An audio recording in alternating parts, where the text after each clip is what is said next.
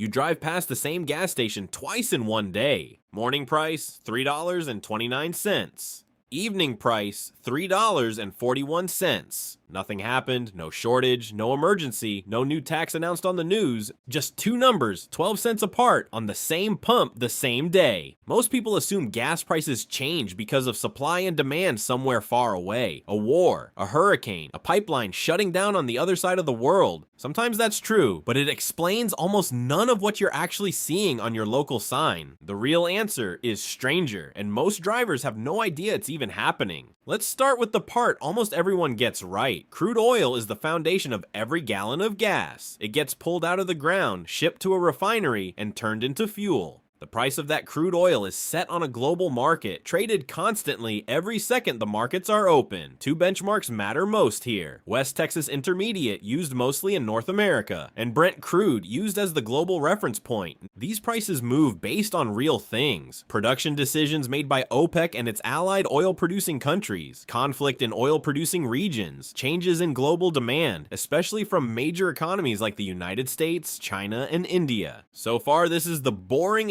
expected version of the story. Oil goes up, gas goes up. Oil goes down, gas goes down. Eventually. But here's where it gets strange. The price of crude oil only makes up about half of what you pay at the pump, sometimes less. The rest is refining costs, distribution costs, taxes, and retail margin, and each one of those moves on a completely different schedule than crude oil does. Refining is the first hidden layer. Crude oil has to be turned into usable gasoline, and that process has its own market called the crack spread.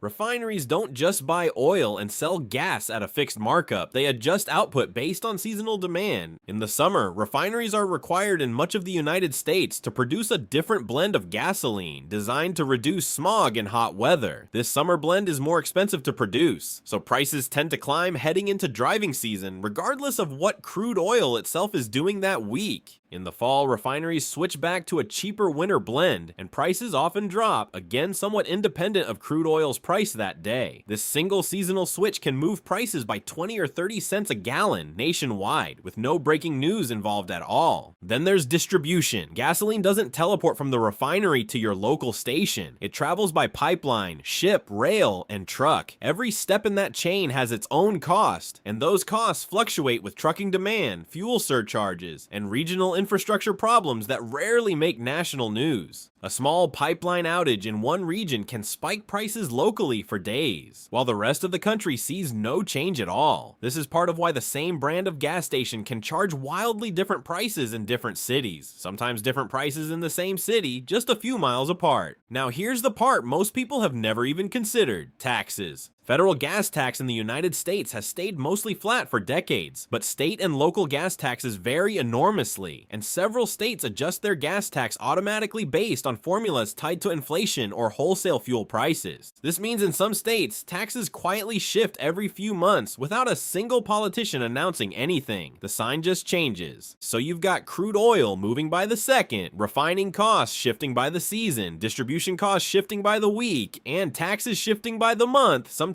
without public announcement at all. But none of that fully explains why the price at one specific pump can change twice in the same afternoon. That part comes down to something most drivers have never even heard of: algorithmic pricing software. Most major gas station chains and a huge number of independently owned stations use pricing software that automatically adjusts prices multiple times a day. This software tracks the prices of every competing station within a certain radius in real time. If the station across the street drops its price by 3 cents, the software can detect that within minutes and adjust your local price to match or undercut it. If traffic data shows your specific intersection getting busier during evening rush hour, some of these systems will nudge prices upward slightly, betting that drivers low on fuel and in a hurry are less likely to shop around. This isn't a conspiracy theory, it's a documented, widely used business practice. Companies that build this kind of software market it openly to gas station owners as a tool to maximize profit margins through real-time competitive pricing. Economists have studied this pattern extensively, particularly in markets where a small number of companies dominate fuel retail in a region. In some studied markets, researchers found station prices moving in near identical patterns within minutes of each other, all without any formal coordination between the companies. The algorithms were simply reacting to each other's reactions, creating a feedback loop that adjusts faster than any human pricing decision ever could. This is why a station's price can jump in the middle of the day with absolutely no underlying change in crude oil, refining costs, or taxes. It's reacting to the gas station 3 blocks away, which is reacting to a different gas station, which might be reacting to a slight uptick in local traffic volume an hour ago.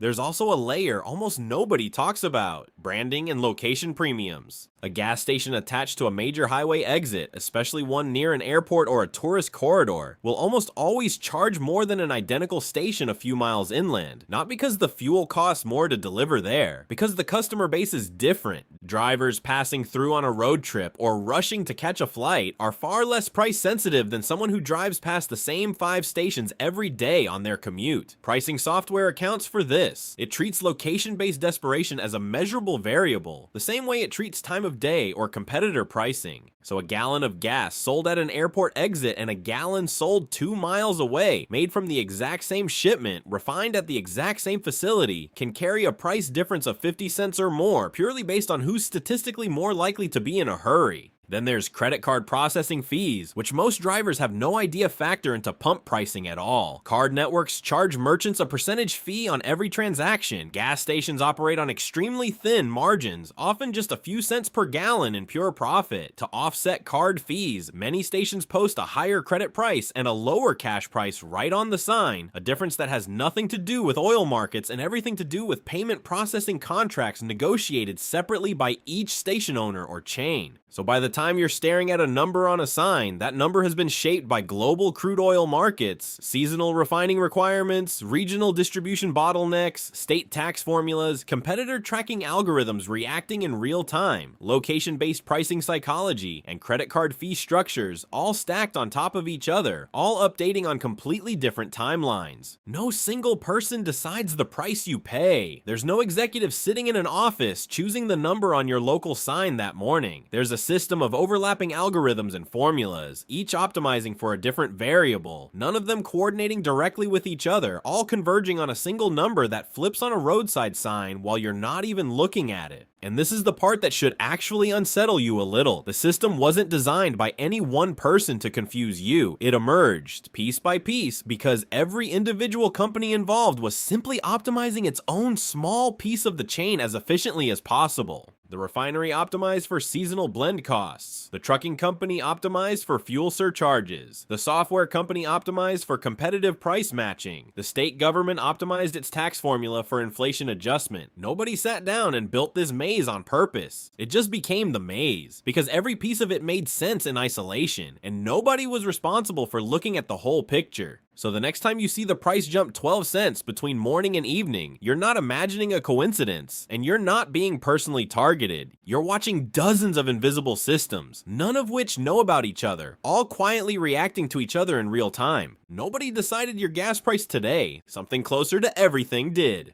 If you find this video informative, hit subscribe, like this video, and leave a comment. We will see you in the next video.